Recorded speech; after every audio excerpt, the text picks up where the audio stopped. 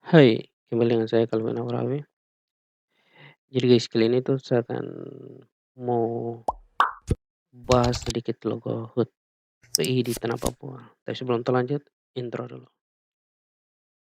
Ya guys, mari kita langsung saja.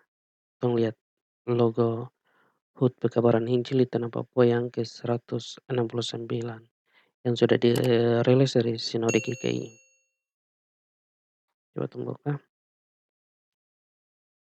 Ya, jadi ini bentuk visual dari logo HUT Pekabaran Injil di tanah Papua.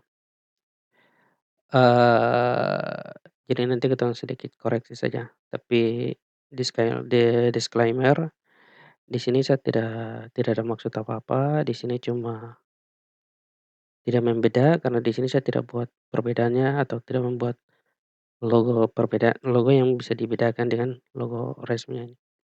Di sini cuma saya mau sedikit, menjelaskan deskripsi tentang logo ini. Mungkin logo ini dia punya deskripsi lain yang nanti saya jelaskan, tapi karena tong tidak dapat brief lengkapnya dari logo ini. Kita coba tong bahas satu-satu. Ya, jadi inilah bentuk dari visual logo Pekabaran Injil. Di sini kita bisa lihat dari bentuk visualnya seperti begini. Jadi ini adalah angka satu. Angka satu, kemudian di sini ini adalah angka 6. Angka 6.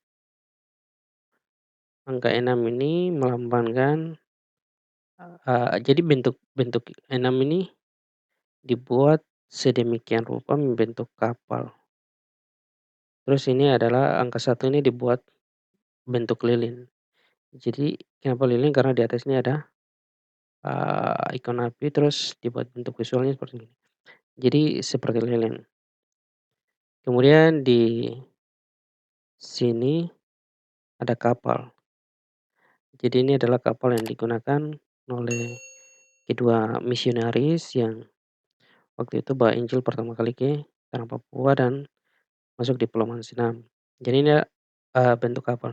Bentuk kapal ini dibuat bentuk angka 6. Ya kalau kita lihat ini adalah angka 6. Kemudian ini adalah, lautan. Lautan atau samudra. Ya kalau ini bentuk ini ya, ombak. Tapi di sini dibuat ombaknya tidak ini karena dibuat bentuk angka 9. Itu makanya di sini 169. Oke, jadi lilin ini dibawa dengan kapal melewati samudra untuk menyinari Papua dengan Injil. Jadi kira-kira begitu dia punya konsep sederhana yang saya sempat pahami dari bentuk visual logo ini. Kemudian di sini ada gambar Tuhan Yesus memberkati, tapi di sini kalau saya kasih dekat, ini adalah siluet dari Tugu Mansinam, Tugu Tuhan Yesus yang ada di Pulau Mansinam. Kemudian dia punya eee, tagline atau dia punya tulisan sebelah sini, "Wartakan Injil, damaikan bumi, HUT Pekabaran Injil di tanah Papua." Jadi 5 Februari 1855, terus 5 Februari 2024 itu yang ke-169. Kalau saya penilaian dari saya logonya bagus, sangat bagus, eee, untuk bentuk visual logonya ini dengan dia aja sangat bagus, sangat-sangat bagus. Mungkin koreksi sedikit saja di bagian bagian tagline-nya tulisannya ini. Mungkin kurang kurang diperhalus saja sih. Kalau saya ini sudah sangat bagus. Sorry ya saya cuma koreksi karena saya tidak buat perbandingan. Karena soalnya saya sudah buat beberapa logo untuk, hari-hari besar GKI, cuma saya berapa kali ditegur ya nih, dari situ langsung saya jarang untuk buat logo tentang hari-hari besar GKI di tanah Papua. Oh sorry salah, masih kurang satu, masih ada satu koreksi lagi, di sini tidak ada logo GKI, tidak ada logo GKI di sini. Coba Tonton cari GKI. Iya guys, jadi ini logo GKI tadi saya sudah sempat cari-cari dan saya sudah dapat, kemudian saya mencoba masukkan di sini.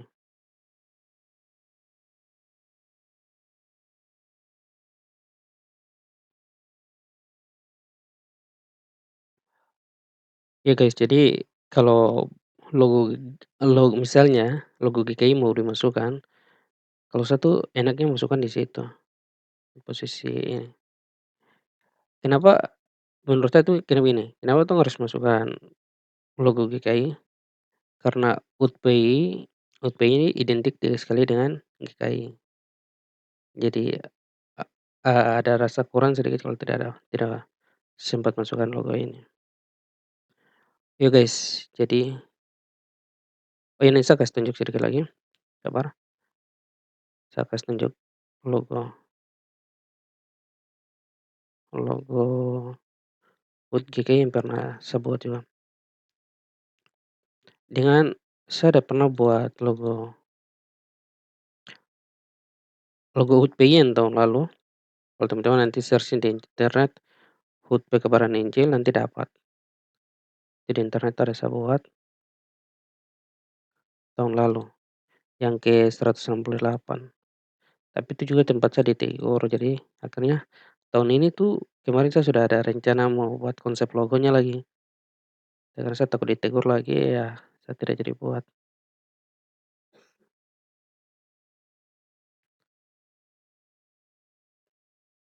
Jadi ini saya kasih penjelasan sedikit tentang logo ini.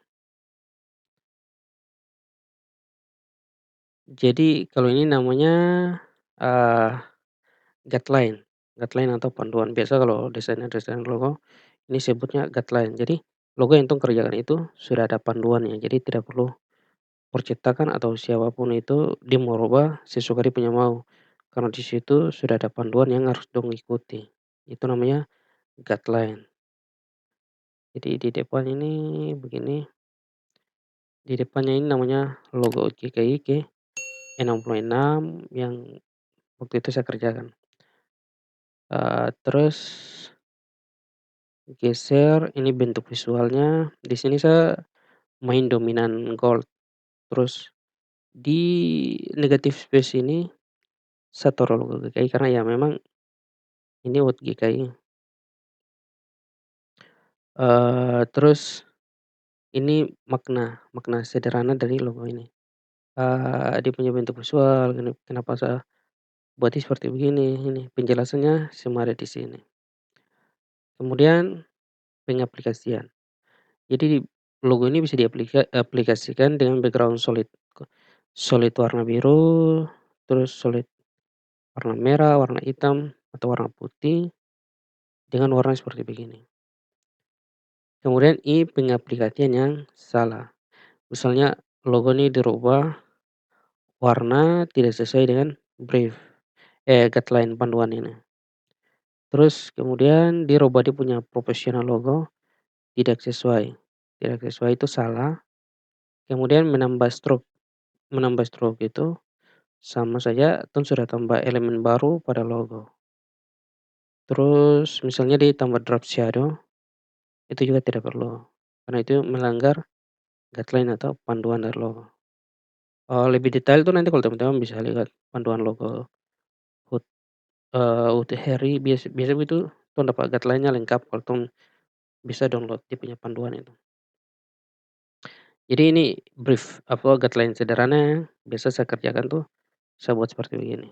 Jadi ada dia punya makna dari logo, kemudian pengaplikasian yang benar, terus pengaplikasian yang salah. Atau biasanya tuh ada lagi pengaplikasian ke misalnya merchandise, topi, kaos, atau mug, atau pokoknya merchandise gitu. Oh ya, oke, cukup sekian. Oh iya kesimpulannya dulu. Kesimpulan dari saya tentang logo ini, satu, itu tuh, eee, harus ada guideline atau panduan yang lengkap. Kemudian dia punya deskripsi deskripsi tentang logo, terus jadi guideline itu sudah termasuk tentang deskripsi tentang logo, terus cara pengaplikasian, terus, pengaplikasian yang benar, pengaplikasian yang tidak boleh, yang salah, terus pengaplikasian ke media cetak, media digital. Media digital tuh misalnya gunakan di infocus atau di TV atau di, eee, feed-feed sosial media, terus media cetak tuh misal tong aplikasikan ke spanduk atau ke kaos atau ke tas, topi, atau merchandise lainnya. Jadi begitu. Itu satu, itu jadi koreksi pertama itu tentang guideline atau dia punya panduan segala macam tuh. Kemudian cara pendistribusian. Jadi kan logo logo resmi dari gereja, dari GKI. Harusnya dia punya cara distribusi itu tuh harus lewat link website GKI. Jadi di situ misalnya di link di website ada satu tabs yang khusus untuk ditaruh logo event-event. Jadi misalnya, event tentang khotbah kebenaran Injil jadi, dia punya draft tentang logonya itu taruh di situ. Misalnya dari jemaat mana mau dicetak atau dari gereja mana, don tinggal don tinggal masuk ke website website GKI, kemudian dong bisa download logo, file logonya itu. Jadi dong bisa dapat file logo yang dia punya kualitas tuh secara resolusinya tuh bagus untuk diproduksi. Jadi mungkin masukan dari saya itu cuma 2 saja. Satu, dia punya guideline panduan itu harus jelas, terus dia punya pendistribusian. Terlepas dari situ, secara visual logo menurut saya ini sangat bagus.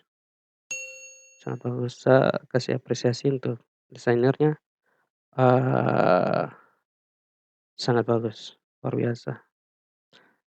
Oke, cukup sekian dari saya, review singkat tentang logo HUT Kebaran Injil di Tanah Papua. Eee,